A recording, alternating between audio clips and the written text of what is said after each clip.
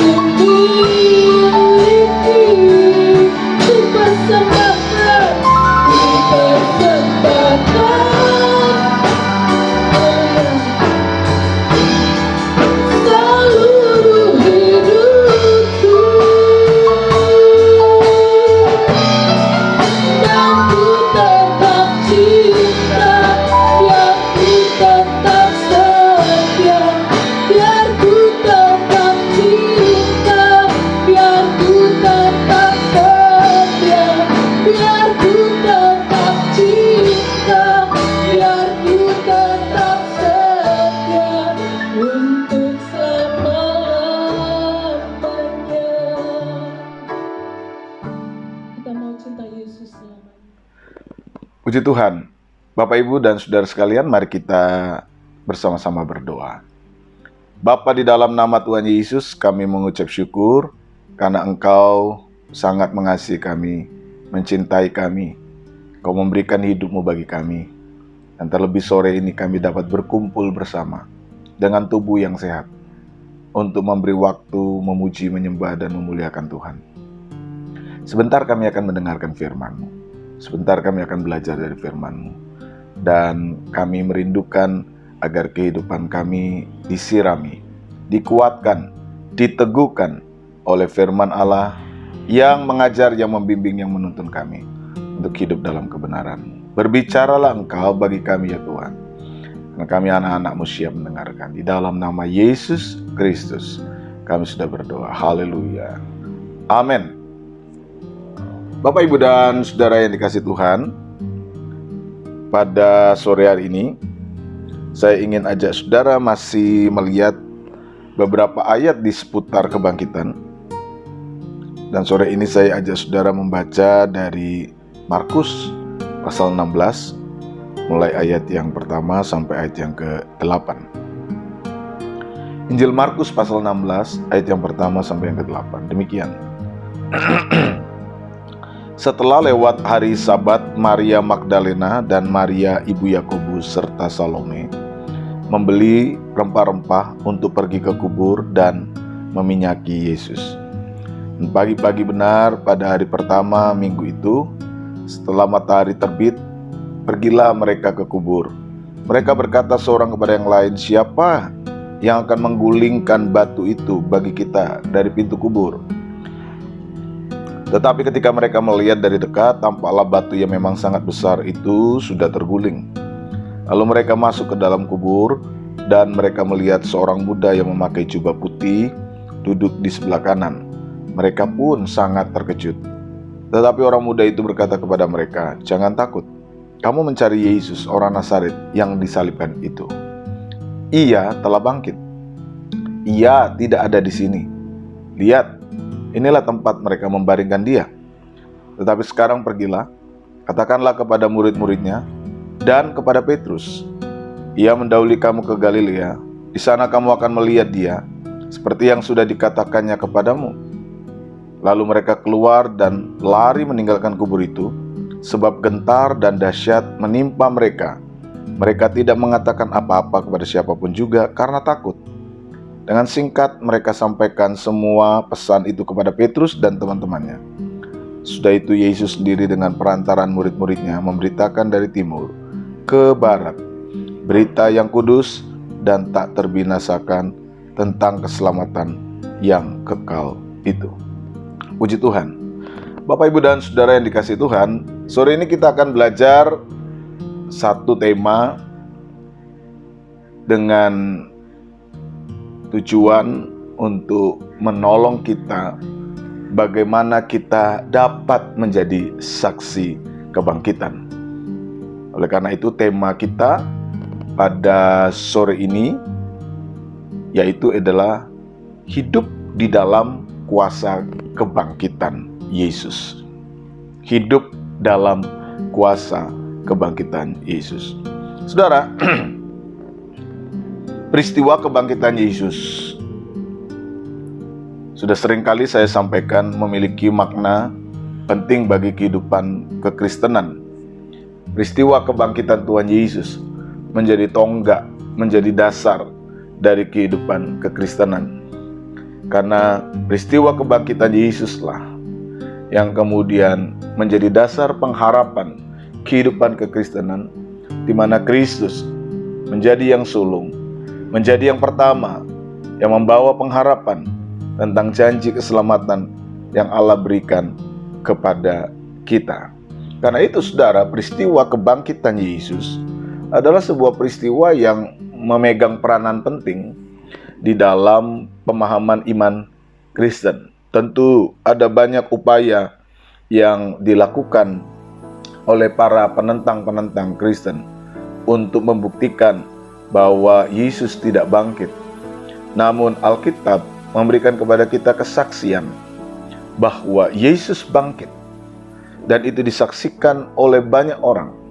disaksikan oleh banyak mata yang kemudian memberitakan berita kesaksian tentang kebangkitan Yesus Kristus. Nah, pada sore hari ini kita akan belajar bagaimana kemudian kita dapat menjadi pribadi yang mengalami kuasa kebangkitan Yesus. Kita menjadi orang yang kemudian dapat bersaksi di dalam pengalaman kehidupan kebangkitan yang kita alami, yang kita rasakan. Saudara, sore ini kita akan belajar dari beberapa tokoh di dalam Alkitab. Bagaimana mereka mengalami kuasa kebangkitan itu, dan kemudian mereka menjadi saksi dari kuasa kebangkitan itu. Ketika ini ditanyakan kepada kita, apakah kehidupan kita sudah mengalami kuasa kebangkitan dan sudah menjadi saksi kebangkitan itu? Di dalam ibadah hari Minggu kemarin, saudara bisa lihat videonya, saya menyampaikan tema, apakah kuasa kebangkitan itu sudah membangkitkan saudara? Apakah saudara dibangkitkan bersama dengan Kristus?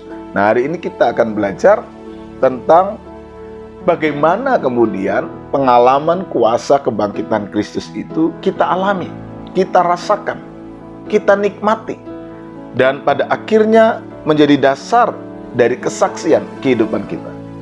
Kita tidak akan pernah dapat sungguh-sungguh menjadi saksi ketika kita sendiri tidak pernah mengalami kuasa kebangkitan Yesus itu. Nah, sore ini kita akan belajar dari beberapa tokoh yang disampaikan oleh Alkitab di dalam kitab Markus ini.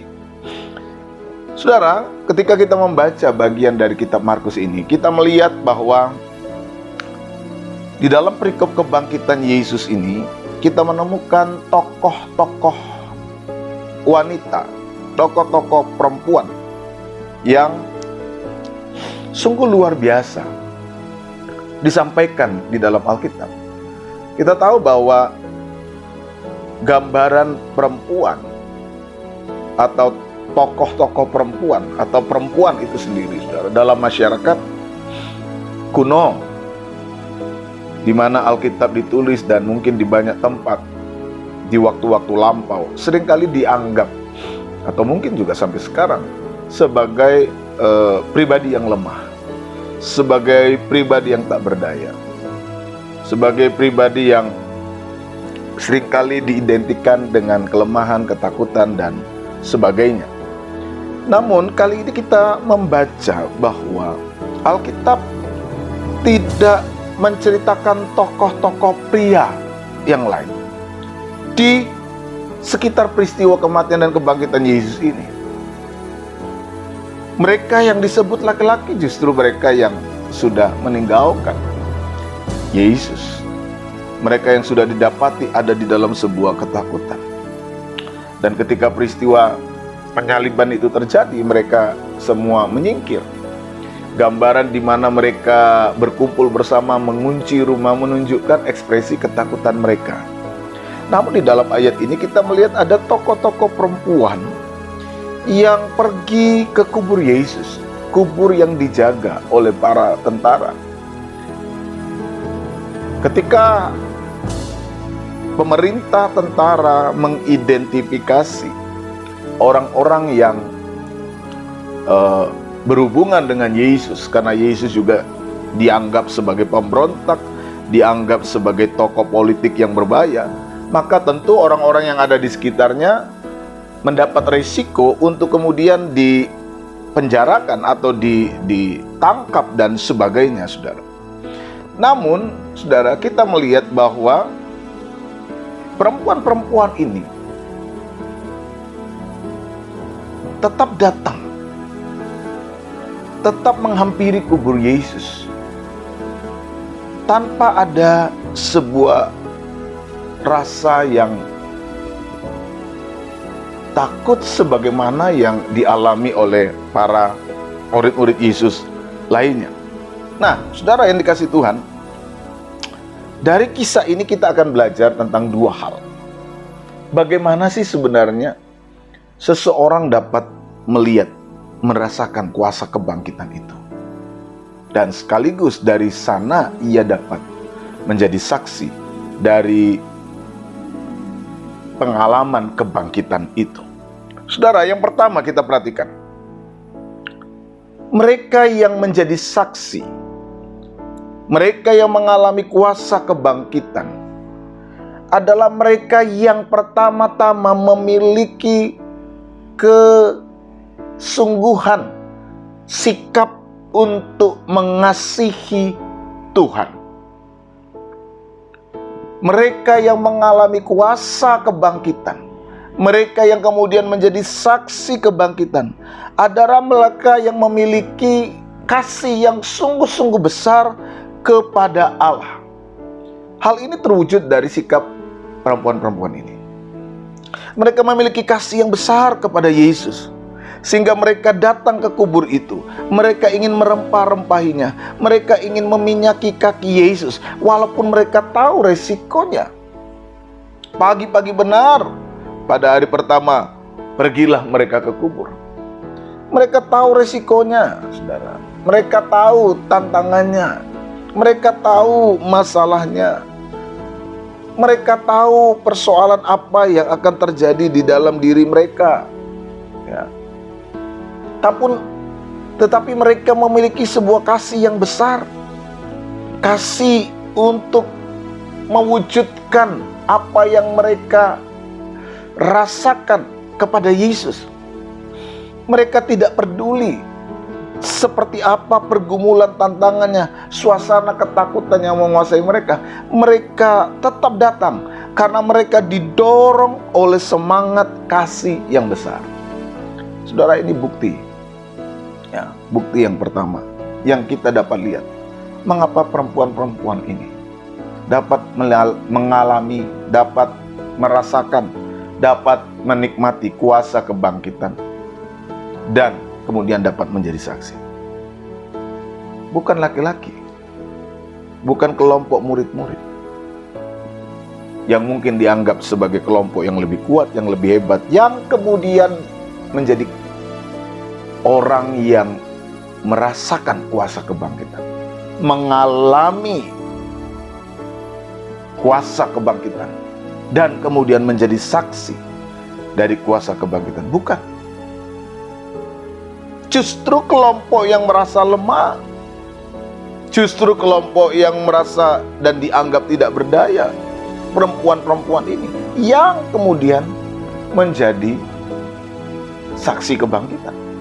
Karena mereka mengalami. Pertanyaannya, mengapa mereka kok bisa menjadi saksi kebangkitan?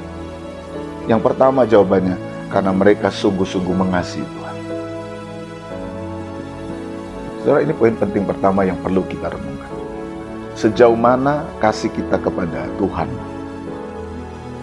itu sangat menentukan apakah pengalaman kuasa kebangkitan Kristus menjadi bagian atau tidak dalam diri kita. Hanya orang-orang yang sungguh-sungguh dan mau mengasihi Tuhan, mereka yang akan melihat kuasa kebangkitan itu. Walaupun mungkin orang menganggap kita ya orang yang biasa-biasa saja, atau orang yang mungkin lemah. Semua orang mungkin punya keterbatasan. Tapi Alkitab ingin mengajarkan kepada kita, mereka yang selalu terus mengerjakan segala sesuatu, didorong dengan semangat kasih. Walaupun bukan berarti tidak ada pergumulan, rasa takut, rasa cemas, rasa khawatir. Namun ketika kasih itu diberi ruang lebih untuk menguasai hidup seseorang, sehingga dia tetap dapat bertekad mencintai, melakukan yang terbaik semampu yang ia dapat lakukan. Apa yang ia kerjakan, apa yang ia buat, ternyata tidak akan sia-sia. Mereka yang mengasihi dengan sungguh-sungguh, mereka melihat begitu banyak pengalaman kehidupan, bersama dengan Kristus. Saudara, sekali lagi saya katakan bahwa ketika orang hidup di dalam kasih itu bukan berarti dia tidak mengalami kendala-kendala yang lain atau tidak memiliki masalah-masalah yang lain. Ada pengalaman ketakutan, ada pengalaman kecemasan juga yang kita baca di dalam diri murid-murid. Siapa yang menggulingkan batu itu bagi kita dari pintu kubur? Ada. Itu berarti mereka berpikir bahwa tidak akan ada yang menolong. Atau mungkin para tentara, para prajurit yang menjaga mungkin akan juga menghalangi mereka. Atau lebih ekstrim lagi, akan menangkap mereka kalau mereka terbukti menjadi bagian dari kelompok Yesus. Kita dapat melihat ketakutan Petrus ketika ditanya oleh seorang hamba perempuan di masa-masa pengadilan Yesus. Bukankah engkau salah satu pengikut dari dia yang sedang diadili? Petrus berkata, oh bukan, tidak, aku tidak mengenal dia. Dan 3 kali Petrus menyangkal Yesus. Artinya saudara, bahwa ketakutan-ketakutan untuk dihubungkan dengan Yesus di masa sekitar penyaliban Yesus itu adalah sesuatu yang real, yang terjadi, dan sangat mungkin juga dialami oleh para wanita-wanita ini. Namun mereka tetap mau datang ke kubur. Mereka mewujudkan kasih mereka kepada Yesus, merempah-rempahi, pergi ke kubur, meminyaki kaki Yesus. Ini mungkin saja memang bagian dari tradisi mereka, tapi yang jelas kita dapat melihat bahwa mereka digerakkan oleh sebuah dorongan kasih yang besar kepada Yesus, sekalipun mereka tahu pergumulannya, tahu tantangannya. Saudara, ini poin pertama yang penting untuk kita renungkan. Bagaimana kita dapat mengalami kuasa kebangkitan Kristus, sungguh-sungguh mengalami kuasa kebangkitan Yesus, dan kemudian dapat menjadi saksi bagi banyak orang. Teruslah bangun seluruh tindakan-tindakan kita dengan didasarkan atas kasih. Tindakan untuk melayani, tindakan untuk tetap hidup di dalam Tuhan, tindakan untuk tetap mengerjakan kehendak Tuhan, tindakan untuk tetap melakukan firman Tuhan di dalam kasih. Di dalam kasih. Kasih itu menjadi sebuah kekuatan yang besar yang kemudian mendorong seseorang untuk dapat mewujudkan apa yang seharusnya ia lakukan, sekalipun berhadapan dengan banyak tantangan dan pergumulan. Ini yang pertama, saudara. Yang kedua, kita lihat, saudara, mereka memiliki sebuah kesungguhan untuk tetap melakukan, karena didorong kasih tadi. Mereka memiliki kesungguhan untuk tetap melakukan apa yang mereka harus lakukan, sekalipun muncul keraguan atau kebimbangan yang melanda kehidupan mereka. Kalau kita membaca di dalam ayat yang ketiga, mari kita lihat. Mereka berkata seorang kepada yang lain, siapa yang akan menggulingkan batu itu bagi kita dari pintu kubur? Tetapi ketika mereka melihat dari dekat, tampaklah batu yang memang sangat besar itu sudah terguling. Saudara, apa yang kita dapat pelajari dari narasi ayat 3 dan 4? Alkitab menunjukkan bahwa perempuan-perempuan ini sudah tahu, sudah membayangkan apa tantangan terbesar mereka ketika mereka mau melaksanakan niat mereka. Mereka sudah membayangkan adanya masalah di depan mata yang real, yang jelas. Apa itu? Yaitu persoalan pintu kubur. Siapa yang menggulingkan batu itu bagi kita dari pintu kubur? Ketika Yesus dimakamkan di kubur itu, kubur Yesus dimeterai, sehingga kemudian orang tidak boleh sembarangan, dijaga. Saudara melihat bagaimana Alkitab menceritakan bahwa kubur Yesus dijaga. Artinya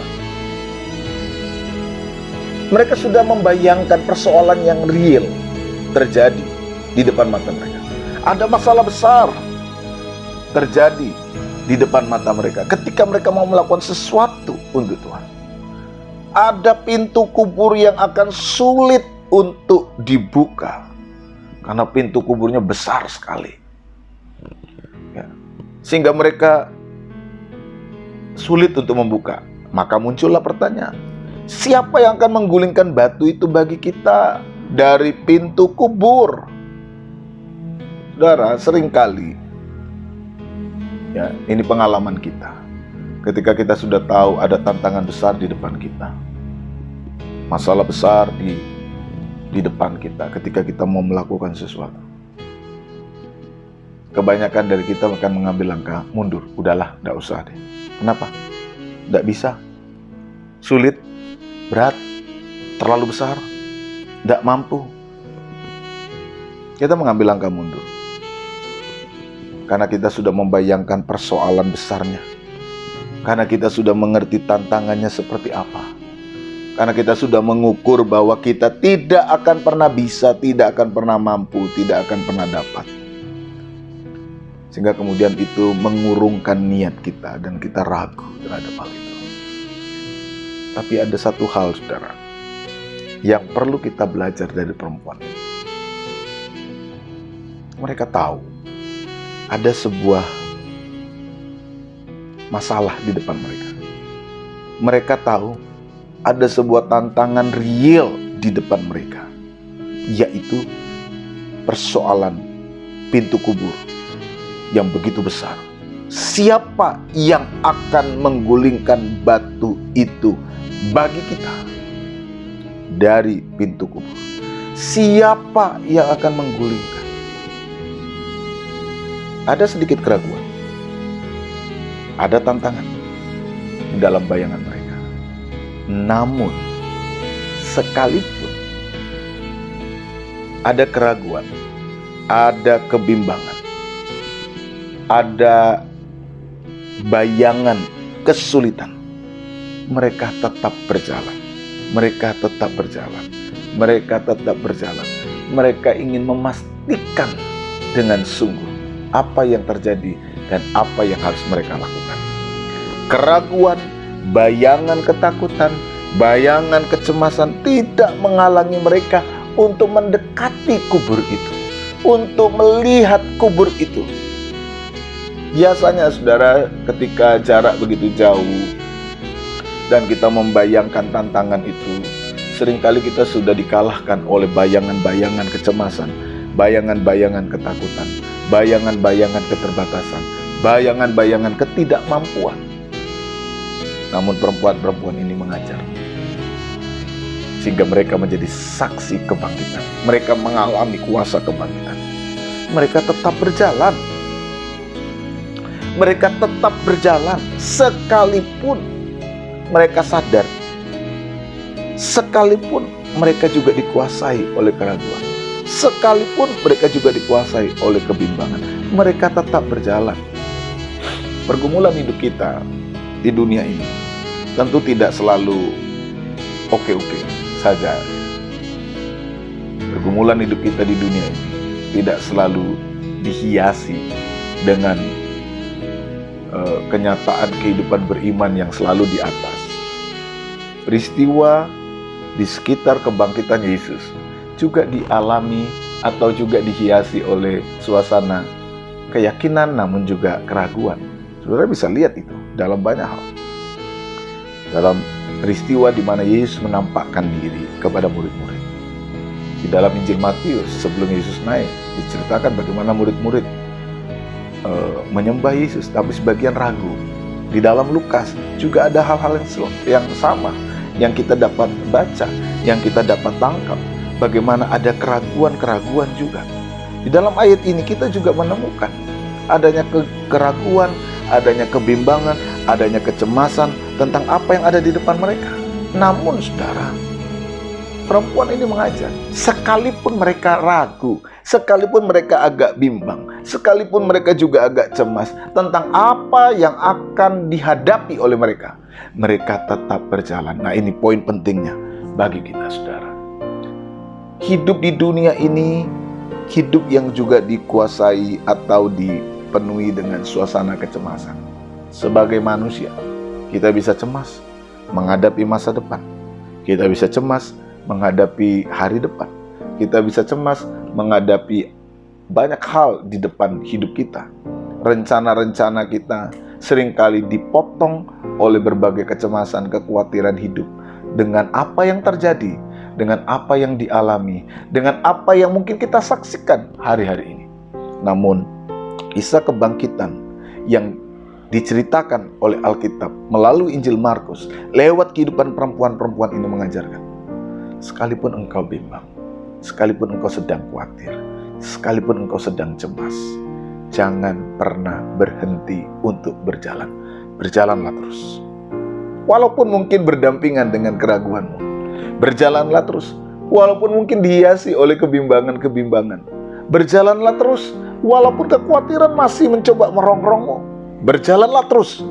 Karena ketika engkau berjalan dan engkau melihat dari dekat, ada banyak kemungkinan yang dapat terjadi. Kisah dari perempuan ini menjelaskan kepada kita ketika mereka melihat dari dekat, haleluya, tampaklah batu yang memang sangat besar. Batu itu ada. Batu itu ada. Batu itu mereka lihat. Batu itu ada di depan mata mereka. Masalah itu memang ada di depan mata mereka. Mereka dengan jelas melihat masalah itu. Namun Alkitab katakan, batu yang memang sangat besar itu sudah terguling. Haleluya. Sudah terguling. Siapa yang menggulingkannya? Kuasa kebangkitan Yesus Kristus.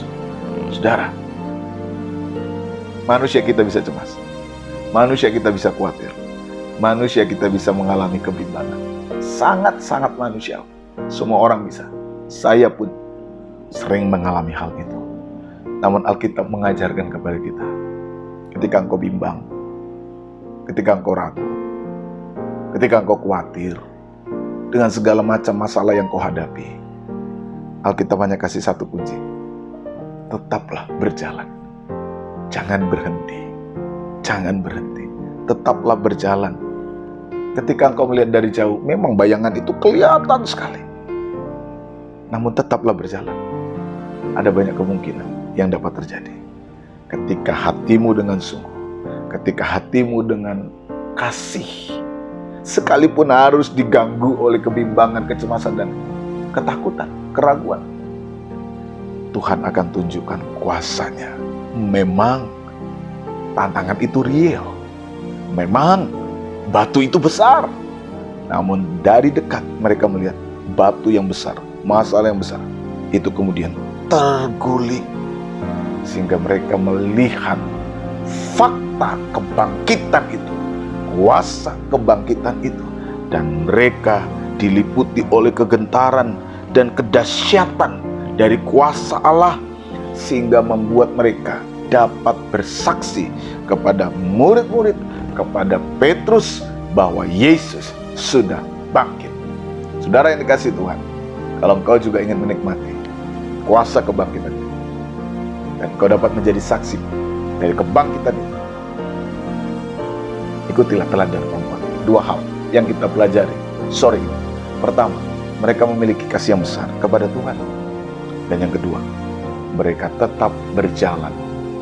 Mereka tetap melangkah sekalipun mereka harus dikuasai oleh keraguan, kebimbangan, kekhawatiran yang melanda mereka. Ini manusiawi. Tapi Alkitab mengajarkan apa yang harus kau perbuat di tengah-tengah kebimbangan, di tengah-tengah ketakutan, di tengah-tengah keterbatasan. Tetap berjalan. Kasih-Mu yang besar akan menolong kau tetap berjalan. Karena itu terus pelihara kasih-Mu, pelihara cinta-Mu dengan Tuhan. Dia akan menolong kau untuk tetap berjalan di tengah-tengah kebimbangan kehidupanmu. Tuhan kiranya memberkati kita sekalian. Mari kita berdoa. Bapa, di dalam nama Yesus kami sangat bersyukur, berterima kasih buat firman yang sudah kami dengar, buat firman yang sudah kami terima, buat firman yang sudah mengajar kami. untuk kami tetap mau memiliki kasih yang besar kepada Tuhan. Karena kami tahu kasih yang besar itulah yang pada akhirnya akan menolong kami untuk kami dapat tetap berjalan, tetap hidup. Sekalipun kami harus diganggu, dibayang-bayangi oleh kebimbangan, kecemasan tentang apa yang akan terjadi di depan kami. Kami perlu Engkau Tuhan setiap hari, Roh-Mu yang kudus setiap hari, untuk memperlengkapi kami, menguatkan kami, agar kami dapat dengan sungguh melihat kuasa itu dinyatakan dalam hidup kami. Kami mau terus berjalan, kami mau terus melangkah, kami tidak mau mundur, karena kami mau lihat kuasa Tuhan dinyatakan dalam hidup kami. Kami akan melihat bagaimana Allah berperang bagi kami, Allah yang menolong bagi kami, Allah yang menjadi pemimpin bagi kami, yang memberikan kepada kami kemenangan menghadapi pergumulan, persoalan, masalah yang kami hadapi. Hamba berdoa bagi setiap hidup anak-anak-Mu yang mungkin hari-hari ini mengalami banyak pergumulan, tantangan yang mereka hadapi. Tuhan, nyatakan kuasa itu bagi mereka. Terlebih beri hati untuk mereka tetap kuat, tetap berjalan, tetap mampu melangkah bersama-sama dengan Tuhan. Karena kami tahu bersama dengan Tuhanlah kami diberi kemampuan dan kesanggupan. Biarkanlah firman-Mu bekerja, berkarya atas kami semua. Dan biarlah setiap orang yang mendengar diberkati. Setiap orang yang mendengar firman Allah menerima kuasa dari Allah, sehingga mereka menikmati kuasa kebangkitan dan mereka dapat menjadi saksi-saksi kebangkitan itu sendiri. Terima kasih Tuhan. Terima kasih buat pertemuan ibadah sore ini. Dan biarlah berkat-Mu turun atas kami sekalian. Saudaraku yang terkasih, terimalah berkat Tuhan. Kiranya anugerah damai sejahtera dari Tuhan Yesus Kristus, kasih Allah Bapa dalam persekutuan Roh Kudus menyertai kita sekalian hari ini sampai selama-lamanya dalam berkat nama Tuhan Yesus Kristus. Haleluya. Amin. Selamat sore. Tuhan kiranya memberkati Bapak, Ibu, dan saudara sekalian. Tetap berjalan, tetap melangkah bersama dengan Tuhan. Kita akan menjadi saksi kebangkitan. Haleluya.